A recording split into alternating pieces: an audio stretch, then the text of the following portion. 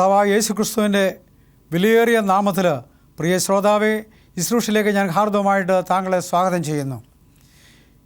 ഇന്ന് ദൈവത്തിൻ്റെ സന്നിധിയിൽ അനുഗ്രഹിക്കപ്പെട്ട ചില വിഷയങ്ങൾ നിങ്ങളോടൊരുമിച്ച് പങ്കുവെക്കാൻ കർത്താവായ യേശു ക്രിസ്തുവിൽ ഞാൻ ആശ്രയിക്കുന്നു. ആമുഖമായിട്ട് വിശുദ്ധ വേദപുസ്തകത്തിൽ നിന്ന് യോശുവയുടെ പുസ്തകം 14-ാം അധ്യായത്തിൻ്റെ 7-ാമത്തെ വാക്യം മുതൽ ഞാൻ വായിക്കാൻ ആഗ്രഹിക്കുന്നു. ഈ വേദഭാഗത്തിൻ്റെ ആമുഖം യോർദാൻ്റെ പടിഞ്ഞാറ് ദേശത്തിൻ്റെ വിഭജനമാണ് നാം ഇവിടെ കാണുന്നത്.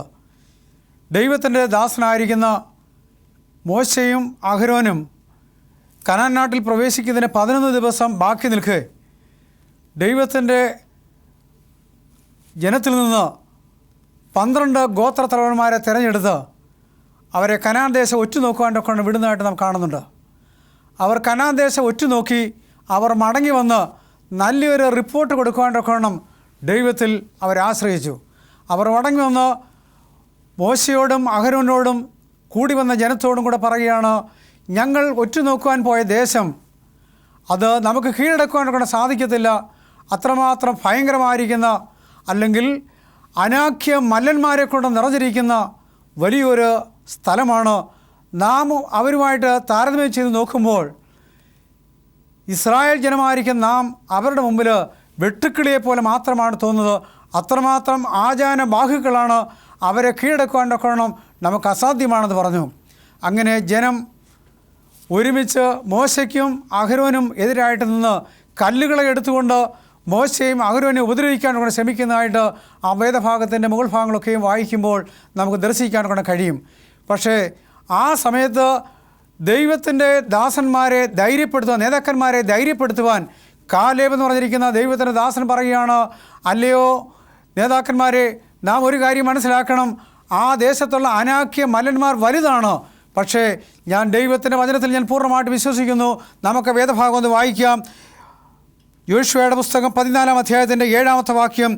യഹോവയുടെ ദാസനായ മോശ കാദേശ് ബർന്നയിൽ നിന്ന് ദേശം പരിശോധിക്കുവാൻ എന്നെ അയച്ചപ്പോൾ എനിക്ക് 40 വയസ്സായിരുന്നു. ഞാൻ വന്ന് എൻ്റെ മനസാക്ഷിക്ക് യോജിക്കുന്ന രീതിയിലുള്ള മറുപടി ഞാൻ പറഞ്ഞു. അതിൻ്റെ 8-ാമത്തെ വാക്യം വായിക്കുമ്പോൾ, എന്നോടുകൂടെ പോന്നിരുന്ന സഹോദരന്മാർ ജനത്തിൻ്റെ ഹൃദയം ഉരുക്കുവാൻ ഇടയാക്കി. ഞാനോ എൻ്റെ ദൈവമായ യഹോവയോട് പൂർണ്ണമായിട്ട് പറ്റിച്ചേർന്നു നിന്നു. അതാണ് ഒരു ദൈവഭൈതലിൻ്റെ ഉറച്ച വിശ്വാസം. ദൈവത്തോടെ പറ്റിച്ചേർന്ന് നിൽക്കുക. ഈ കാലഘട്ടത്തിൽ അനേക ആളുകൾ ദൈവത്തിൽ നിന്ന് അകന്നകന്നകന്ന് മാറിക്കൊണ്ടിരിക്കുമ്പോൾ ദൈവത്തിൻ്റെ ദാസനായിരിക്കെ കാലേബ് പറയുകയാണ്, ഞാൻ എൻ്റെ ദൈവത്തോട് പറ്റി നിൽക്കുമെന്ന് പറയുകയാണ്. പ്രിയമുള്ള ദൈവത്തിൻ്റെ പൈതലെ, ദൈവത്തോട് പറ്റി നിൽക്കുവാനൊക്കെ കൊണ്ട് കഴിയുന്ന ഒരു അനുഭവം നമ്മുടെ ജീവിതത്തിലുണ്ടെങ്കിൽ ഇന്നിതാ 85-ാമത്തെ വയസ്സിൽ കനാൻ ദേശത്ത് അവന് കിട്ടേണ്ട അവകാശത്തിന് വേണ്ടി യോശുവയോട് സംസാരിച്ചുകൊണ്ടിരിക്കുമ്പോൾ അവൻ പറയുകയാണ്, കഴിഞ്ഞ 40 വർഷം മുമ്പ് എനിക്കുണ്ടായിരുന്ന അതേ ആരോഗ്യം, അതേ ഉന്മേഷം, അതേ താല്പര്യം എല്ലാം എന്നിലുണ്ട്. അതുകൊണ്ട് എനിക്കിന്ന് യുദ്ധം ചെയ്യാനൊക്കെ പ്രാപ്തിയുണ്ടെന്ന് അവൻ ദൈവത്തിൻ്റെ സന്നിധിയിൽ അല്ലെങ്കിൽ ദൈവസന്നിധിയിൽ നിന്നുകൊണ്ട് അവൻ യോശുവയോട് പറയുകയാണ്. യോശുവ അവനെ നോക്കിക്കൊണ്ട് പറയുകയാണ്, നിനക്കങ്ങനെ കഴിയുമെന്നുള്ളതിന് എന്താണ് തെളിവെന്ന് വീണ്ടും ചോദിക്കുമ്പോൾ അവൻ പറയുകയാണ്, ഞാൻ എൻ്റെ ദൈവത്തോട് പറ്റി നിന്നതുകൊണ്ട്, ഞാൻ ദൈവത്തിൽ വിശ്വസിച്ചതുകൊണ്ട് അനാഖ്യ മല്ലന്മാരെ തകർക്കുവാനൊക്കെ കൊണ്ട് കഴിയുന്ന ഒരു നല്ല ദൈവമാണ് എൻ്റെ ദൈവമെന്ന് ഇന്ന് ഞാൻ പൂർണ്ണമായിട്ട് വിശ്വസിക്കുന്നു. അതുകൊണ്ട് എനിക്ക് ഭയമില്ല. ഇനിയും യുദ്ധം ചെയ്യുവാനൊക്കെ ഞാൻ തയ്യാറുള്ളതാണ്. 85-ാമത്തെ വയസ്സിൽ അവൻ പറയുകയാണ്, എനിക്കിനി യുദ്ധം ചെയ്യുവാനൊക്കെ കൊണ്ട് കഴിയും, എനിക്ക് അനാഖ്യ മല്ലന്മാരെ ഭയമില്ല എന്ന് അവൻ പറയുന്നതായിട്ട് നാം കാണുന്നുണ്ട്. അതിന് പ്രകാരം എന്താണ്, അവൻ ആ ഹെർമോൻ മലയൊക്കെ അവന് വീതിച്ചു കൊടുത്തു. അവൻ വീതിച്ചിട്ട് കഴിഞ്ഞപ്പോൾ അവൻ അവിടേക്ക് ചെല്ലുമ്പോൾ പഴയതുപോലെ 3 അനാഖ്യ മല്ലന്മാരുടെ പ്രഭുക്കന്മാരെ അല്ലെ രാജകുമാരന്മാരെ അവൻ വിച്ഛേദിച്ച് നശിപ്പിച്ച് മാറ്റിക്കളഞ്ഞ് ആ മല കൈവശമാക്കുന്നതായിട്ട് കാണുന്നുണ്ട്. ഇന്ന് ധാരാളം ആളുകൾ പറയാറുണ്ട്, ഞങ്ങളുടെ പ്രായത്തിൻ്റെ അല്ലെങ്കിൽ 60, 70, 85 പ്രായമാകുമ്പോൾ പറയുകയാണ്, ഇനി ഞങ്ങൾക്ക് ഉത്തരവാദിത്തങ്ങൾ ഏറ്റെടുക്കുവാൻ കൊണ്ട് കഴിയത്തില്ല, അതുപോലെ ഞങ്ങൾ ക്ഷീണിച്ചിരിക്കുകയാണ്, ഞങ്ങൾക്കിനിയും ജീവിക്കുവാനൊക്കെ വലിയ പ്രയാസമുണ്ട് എന്നൊക്കെയും പറയും. ഇനി മുന്നോട്ട് ഒരടി പോലും വയ്ക്കുവാനൊക്കെ കഴിയത്തില്ല എന്ന് പറയുകയാണ്. എന്നാൽ ദൈവത്തിൻ്റെ വചനത്തിന് മുമ്പാകെ നമ്മെ തന്നെ ഏൽപ്പിച്ചു കൊടുക്കണം. കർത്താവായ യേശു ക്രിസ്തു പറയുകയാണ്, ഞാൻ നിന്നെ സഹായിപ്പാനൊക്കെ ശക്തനായ ഒരു ദൈവമാണെന്ന് പറയുകയാണ്. യഹോവയോടെ പറ്റി ചേർന്ന് നിൽക്കുന്നു ജീവിക്കുന്നുവെങ്കിൽ നമുക്കൊന്നിനെക്കുറിച്ച് ഭാരപ്പെടേണ്ട കാര്യമില്ല, ഒന്നിനെക്കുറിച്ച് ഭയപ്പെടേണ്ട കാര്യമില്ല. ആര് നടത്തും, എങ്ങനെ മുന്നോട്ട് പോകുമെന്നതിനെ ഓർത്ത് ഭാരപ്പെടേണ്ട കാര്യമില്ല. ഇന്ന് ലോകത്തിൽ വിദ്യാഭ്യാസം കൂടിക്കഴിഞ്ഞപ്പോൾ ഡൈവോഴ്സ്, വിവാഹമോചനത്തിൻ്റെ എണ്ണം വർദ്ധിച്ചു.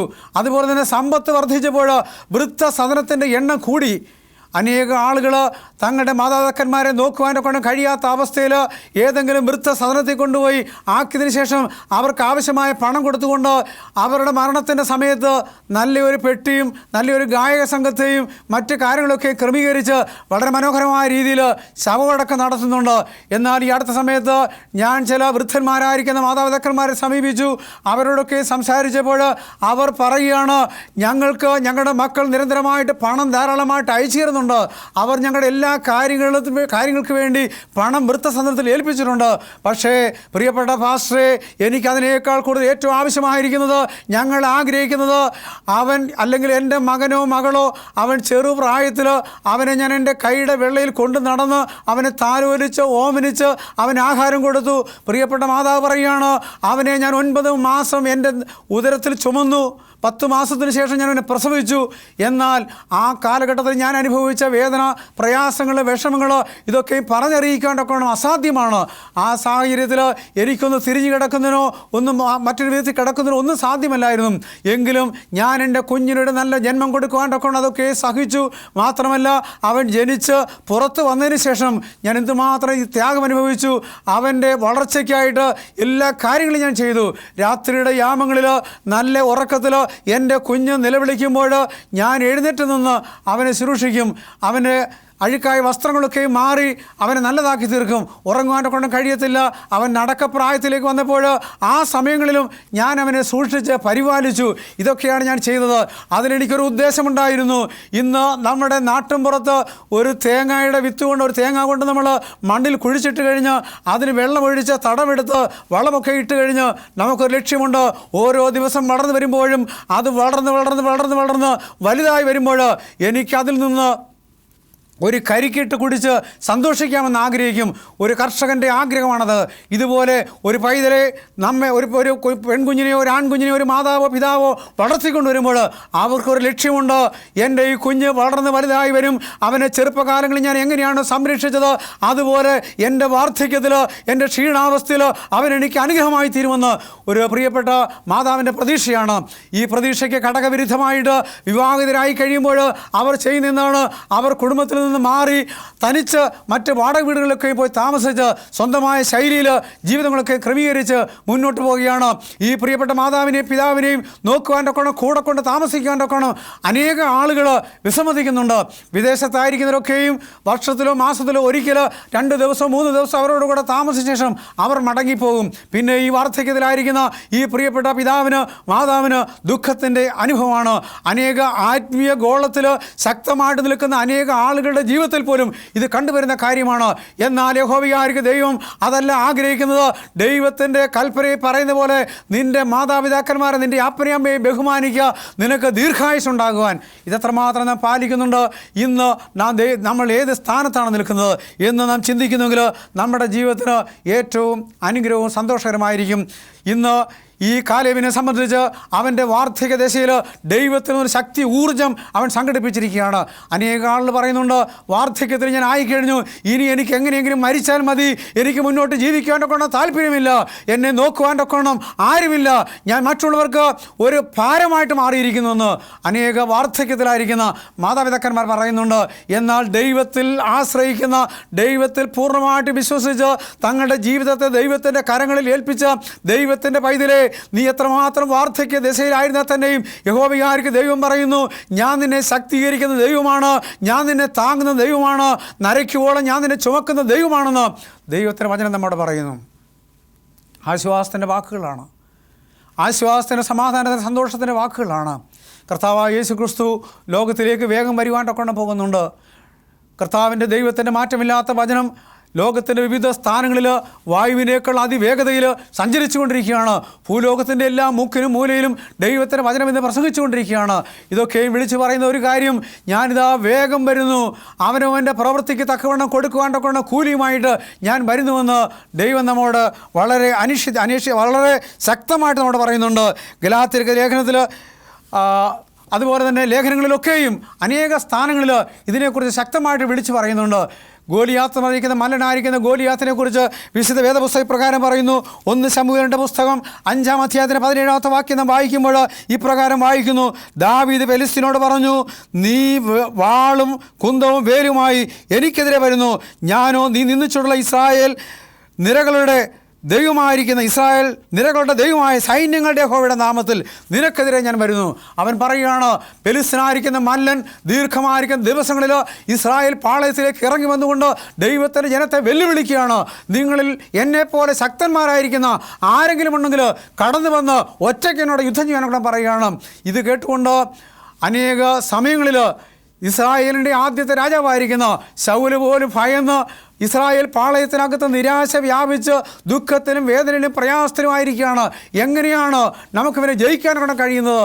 ഈ ഭാരത്തിലിരിക്കുമ്പോൾ ഇസ്രായേലിയുടെ മക്കളിൽ ചിലർ ഈ ശൗലിനോടുകൂടെ ഒരുമിച്ച് സൈന്യത്തിൽ ജോലി ചെയ്യുന്നുണ്ട്. ഈ സമയത്ത് ഇസ്രായേൽ തൻ്റെ പ്രിയപ്പെട്ട മകനെ വിളിച്ചിട്ട് ദാവീദിനെ വിളിച്ചിട്ട് പറയുകയാണ്, നമ്മുടെ പ്രിയ സഹോദരനായിരിക്കുന്ന അല്ലെങ്കിൽ നിൻ്റെ സഹോദരനായിരിക്കുന്ന ഇവരെക്കുറിച്ച് യാതൊരു മറുപടിയുമില്ല. അതുകൊണ്ട് നീ യുദ്ധഭൂമിയിലേക്ക് ചെന്ന് അവർ ക്ഷേമമായിരിക്കുന്നത് അന്വേഷിക്കാനൊക്കെ പറഞ്ഞു. ദാവീദ് യുദ്ധഭൂമിയിലേക്ക് പോകുന്നതായിട്ട് നമുക്ക് കാണുന്നുണ്ട്. ദാവീദ് ചെല്ലുമ്പോൾ സൈന്യങ്ങളൊക്കെ നിരാശയിൽ ദുഃഖത്തിൽ പ്രയാസത്തിലിരിക്കുന്ന ഒരു കാഴ്ച അവൻ കാണുന്നു. അവൻ വിവരം അന്വേഷിച്ചു. അവൻ പറയുകയാണ്, ഫെലിസ്ത്യരുടെ കൂട്ടത്തിൽ ഒരു മല്ലനായിരിക്കുന്ന ഗോലിയാത്തുണ്ട്. അവൻ എഴുന്നേറ്റ് നിന്ന് എല്ലാ ദിവസവും വന്നു നിന്നുകൊണ്ട് അണികളുടെ മുമ്പിൽ വന്നു നിന്നുകൊണ്ട് വെല്ലുവിളിക്കുകയാണ്. നിങ്ങളിൽ ആർക്ക് എന്നോട് എതിർക്കാനൊക്കെ വരാൻ സാധിക്കുമെന്ന് പറഞ്ഞുകൊണ്ട് അവൻ വെല്ലുവിളിക്കുമ്പോൾ സൈന്യമെല്ലാം ഭയന്ന് പുറകോട്ടോടുകയാണ്. ഇത് കേട്ട് കഴിഞ്ഞപ്പോൾ ദൈവത്തിൻ്റെ അഭിഷേകത്തിൻ്റെ തൈലം വീണ ദാവീദിൻ്റെ ഉള്ളിൽ ദൈവത്തിൻ്റെ പരിശുദ്ധാത്മാവ് പ്രവർത്തിക്കാൻ തുടങ്ങി. ദാവീദ് പറയുകയാണ്, ഞാൻ ആ മല്ലനെ കീഴടക്കാനൊക്കെ ഞാൻ ആഗ്രഹിക്കുന്നത് പറഞ്ഞുകൊണ്ട് രാജാവിനോട് പോയി പറയാനൊക്കെ പറഞ്ഞു. പടച്ചട്ടയും മറ്റു കാര്യങ്ങളൊക്കെ അവനെ അണിയിച്ച് അവനെ വിടുവാനൊക്കെ ശ്രമിച്ചു. അവൻ പറയുകയാണ്, ഈ പടച്ചട്ടയില്ല എനിക്ക് വേണ്ട. ഞാൻ ജീവനുള്ള ദൈവത്തിൻ്റെ നാമത്തിൽ ഇന്ന് ഈ നിമിഷത്തിൽ തന്നെ അല്ലെങ്കിൽ ഈ സമയത്ത് തന്നെ ഈ ഗോലിയാത്തിനെ ഞാൻ തകർക്കുവാനൊക്കെ ദൈവത്തിനെ ഞാൻ ആശ്രയിക്കുന്നു. അവനെന്താണ് 5 കല്ലും കവണയും എടുത്തുകൊണ്ട് അവനെന്താണ് ഈ ഫെലിസ്ത്യനായിരിക്കുന്ന മല്ലൻ്റെ അടുത്തേക്ക് പാഞ്ഞു ചെല്ലുന്നതായിട്ട് കാണുന്നുണ്ട്. അങ്ങ് ദൂരെ നിന്നുകൊണ്ട് ഫെലിസ്ത്യനായിരിക്കുന്ന മല്ലൻ വിളിച്ചു ചോദിക്കുകയാണ്, നീ ആരാണ്? നീ എന്താണ് ചെയ്യാൻ പോകുന്നത്? ആളുകളൊക്കെ വിളിച്ചു പറയുകയാണ്, നിനക്ക് ഇവനെ തോൽപ്പിക്കാനൊക്കെ കഴിയത്തില്ല, ഇവൻ ശക്തനായിരിക്കുന്ന മനുഷ്യനാണെന്ന് പറയുകയാണ്. അതേസമയത്ത് ഈ ദാവീദ് പറയുകയാണ്, അതെ നീ ശക്തനാണെന്ന് നീ പറയുന്നെങ്കിൽ ഈ ജീവനുള്ള ദൈവത്തെ വിശ്വസിക്കുന്ന ജീവനുള്ള ദൈവത്തിൻ്റെ അഭിഷേകത്തിൻ്റെ തൈലം വീണ ശരീരത്തിൽ വീണ അല്ലെങ്കിൽ തലയിൽ വീണ ഞാൻ ജീവനുള്ള ദൈവത്തിൻ്റെ നാമത്തിൽ യഹോവയായിരിക്കുന്ന ദൈവത്തിൻ്റെ നാമത്തിൽ നിൻ്റെ അടുത്തേക്ക് വരുന്നെന്ന് പറഞ്ഞുകൊണ്ട് അവൻ ഓടിച്ചെന്ന് അണികൾക്ക് പുറകോട്ട് മാറി നിന്നുകൊണ്ട് തൻ്റെ കയ്യിലുള്ള കവണയിൽ നിന്ന് കല്ലെടുത്ത് തൻ്റെ സഞ്ചിയിൽ നിന്ന് കല്ലെടുത്ത് കവണയ്ക്കകത്ത് വെച്ചുകൊണ്ട് അവൻ എറിഞ്ഞ് അമ്മലനായിരിക്കുന്ന ഗോലിയാത്തിനെ താഴെ വീഴുന്നതായിട്ട് കാണുന്നുണ്ട്. അവൻ്റെ തലയറുത്ത് മാറ്റി. പ്രിയപ്പെട്ട ദൈവത്തിൻ്റെ ജനമേ, ഈ നാളുകളിൽ ദൈവമക്കൾക്കെതിരായിട്ട് സാത്താൻ അഴിച്ചു വീടുന്ന ശക്തമായിരിക്കുന്ന പോരാട്ടത്തിന് മുമ്പാകെ നിരാശയുടെ ദുഃഖത്തിൻ്റെ വേദനയുടെ പ്രയാസത്തിൻ്റെ പ്രതികൂലത്തിന് മധ്യേ ഇരുന്ന് നിരാശയോടുകൂടി കഴിഞ്ഞുകൂടുവാണ്ടൊക്കെയുമല്ല യഹോവയായിരിക്കും ദൈവം നമ്മളെക്കുറിച്ച് ആഗ്രഹിക്കുന്നത്. യഹോവയായിരിക്കും ദൈവം പറയുന്നു, നീ നിരാശപ്പെടേണ്ട കാര്യമില്ല. കടലിനെയും കരയെയും ഭൂലോകത്തെ മുഴുവനും ചമച്ചവനായിരിക്കുന്ന ഞാൻ നിന്നോട് പറയുന്നു, ഞാൻ നിന്നെ വീണ്ടെടുത്തുവെങ്കിൽ ഞാൻ നിന്നെ മറക്കുന്ന ദൈവമല്ല, ഞാൻ നിന്നെ തള്ളിക്കളയുന്ന ദൈവമല്ല. ലോകത്തിൽ സകല മനുഷ്യരെ നിന്നെ തള്ളിക്കളയട്ടെ, പക്ഷേ ഞാൻ നിന്നെ ഒരു നാൾ ഉപേക്ഷിക്കത്തില്ല. ഞാൻ നിന്നെ പേർചൊല്ലി വിളിച്ച ദൈവമാണ്. ഇതാ നോക്കൂ, ദാവീദിനെ സംബന്ധിച്ച് അത് വളരെ ഈ ദൈവത്തിൻ്റെ വചനം ദാവീദിന് വളരെ അനുഗ്രഹമായിട്ടല്ല അവൻ്റെ ജീവിതത്തിൽ അത് കാണിക്കുവാനാണ് സാധിച്ചു. ഇന്ന് ലോകത്തിൽ നമ്മോട് ദൈവത്തിൻ്റെ പരിശുദ്ധാത്മാ വിളിച്ച് പറയുകയാണ്, പ്രിയ സഹോദര സഹോദരി, നീ ഭാരപ്പെടേണ്ട കാര്യമില്ല. കാൽവരി ക്രൂശിൽ ഞാൻ നിനക്ക് വേണ്ടി മരിച്ച ദൈവമാണെങ്കിൽ യേശുവാണെന്നില്ല നിൻ്റെ ഭാരങ്ങളെ മാറ്റുവാനൊക്കണം, നിൻ്റെ കണ്ണുനീരിനെ തുടയ്ക്കുവാനൊക്കണം, നിൻ്റെ വേദനകളെ മാറ്റുവാനൊക്കണം, നീ എൻ്റെ അടുത്തേക്ക് വരുവാനൊക്കണം. കർത്താവായ യേശു ക്രിസ്തു പറയുകയാണ്. ഇന്ന് നമുക്കങ്ങനെ ഉറച്ച് വിശ്വസിക്കാനൊക്കെ കഴിയുമോ? എൻ്റെ കർത്താവിൻ്റെ അടുത്തേക്ക് ചെല്ലുവാനൊക്കെ എൻ്റെ കർത്താവ് എന്നെ വിളിക്കുമ്പോൾ അവൻ്റെ സന്നിധിയിലേക്ക് ഞാൻ ചെല്ലുന്നുവെങ്കിൽ നിശ്ചയമായിട്ടും അവനെ ബലപ്പെടുത്തുന്ന ദൈവമാണ്. ഇതാ കാലേബ് പറഞ്ഞതുപോലെ തന്നെ ഇന്ന് നമുക്ക് പറയാനൊക്കെ കഴിയണം. അതെ, എല്ലാ ആളുകളും വന്ന് ഈ അനാഖ്യമല്ലന്മാരെ കണ്ടുകൊണ്ട് ഭയന്ന് അവർ പറയുകയാണ്, അവരെ നമുക്ക് കീഴ്പ്പെടുത്തുവാനൊക്കെ കഴിയത്തില്ല. അവരെങ്ങനെയുള്ളതാണെന്ന് അറിയാമോ? അവർ വലിയ മല്ലന്മാരാണ്, ശക്തന്മാരാണ്. പക്ഷേ നാം അവരുടെ മുമ്പിൽ വെട്ടുക്കിളിയെ പോലെയാണ്. എന്നാൽ ദൈവത്തിന് ദാസനായിരിക്കുന്ന കാലേബേ, നീ എഴുന്നേറ്റ് നിന്ന് പറഞ്ഞ കാര്യം എത്രയോ അർത്ഥവത്താണ്. ഇന്ന് ലോകത്തിൻ്റെ എല്ലാ സ്ഥാനങ്ങളിലും ഈ വാക്കുകൾ സഞ്ചരിച്ചു കൊണ്ടിരിക്കുകയാണ്. നിരാശയിൽ, ദുഃഖത്തിൽ, വേദനയിൽ പിശാച് സാത്താൻ അഴിച്ചുവിടുന്ന ദുഃഖത്തിന്, നിരാശയുടെ വാക്കുകളുടെ മുമ്പാകെ ദൈവത്തിൻ്റെ വചനത്തിൽ വിശ്വസിച്ചുകൊണ്ട് പറയണം, എൻ്റെ കർത്താവ് ജീവിക്കുന്ന ദൈവമാണ്, അവനെന്നെ ബലപ്പെടുത്തുന്ന ദൈവമാണ്, അവനെ ഞാൻ പൂർണ്ണമായിട്ട് ആശ്രയിക്കുന്നു. നമുക്ക് അപ്രകാരം പറയാൻ കൊണ്ട് കഴിയണം. നമ്മുടെ കർത്താവായ യേശു ക്രിസ്തു ജീവിക്കുന്ന ദൈവമാണ്. പ്രിയമുള്ളവരെ, വൃദ്ധന്മാർ, പ്രായാധിക്യത്തിൽ ആയിരിക്കുന്നവരെ ഒരിക്കലും നമ്മൾ ഒരു കാരണവശാലും എഴുതി തള്ളി മാറ്റരുത്. അവർക്ക് ബലം കൊടുക്കണം.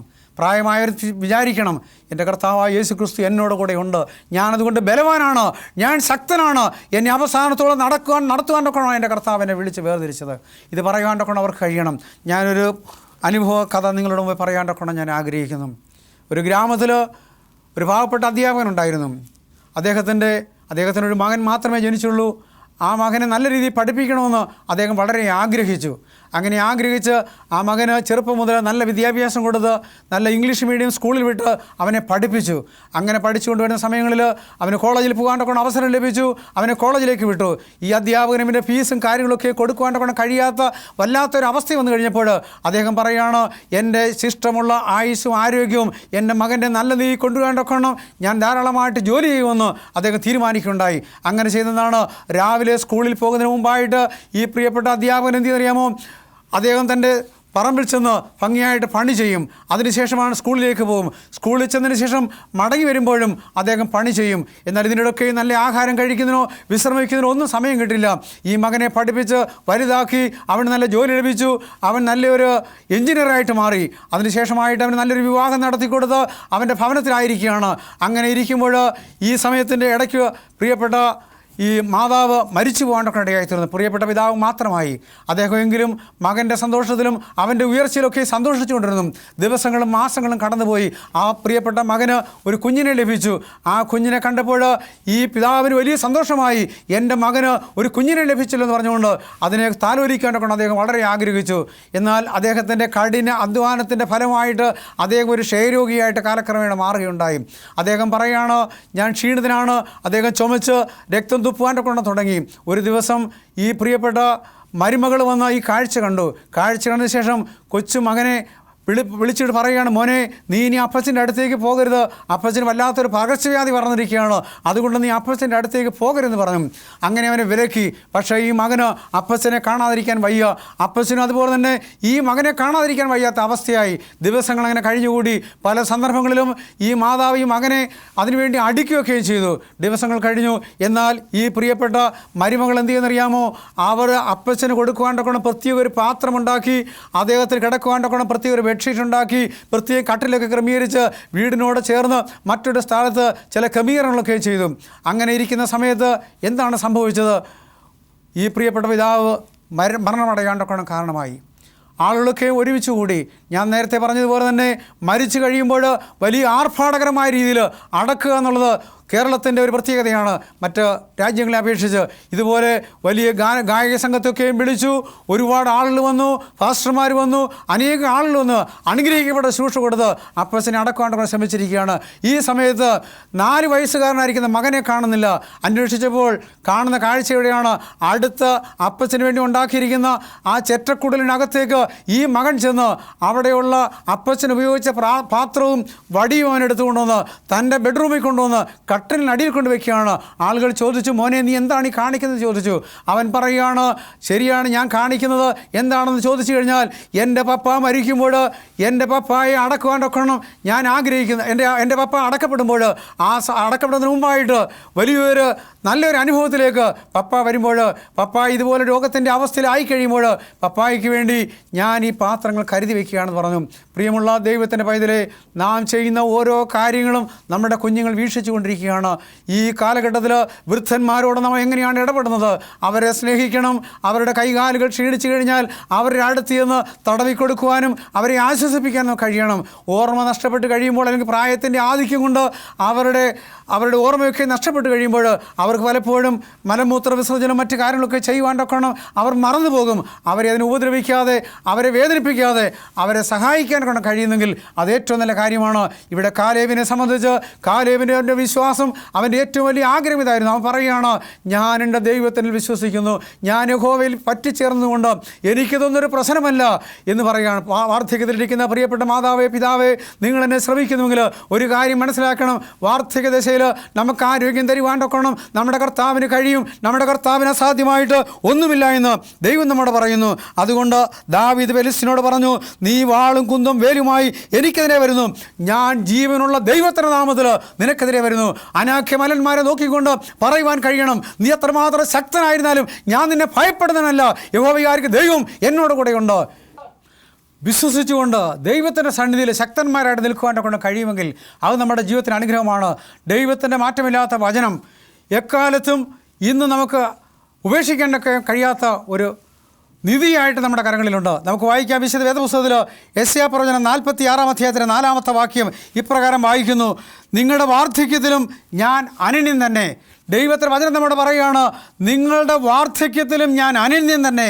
ഇത് ലോകത്തിലൊരു മത നേതാക്കന്മാർക്കും ഒരു രാഷ്ട്രീയക്കാർക്കും ഒരു മത പണ്ഡിതനും ആർക്കും പറയാനൊക്കെ കഴിയാത്ത ശക്തമായിരിക്കൊരു ദൂതാണ്. ദൈവം പറയുകയാണ്, നിങ്ങളുടെ വാർദ്ധക്യത്തിലും ഞാൻ നിങ്ങൾക്ക് അനന്യൻ തന്നെ.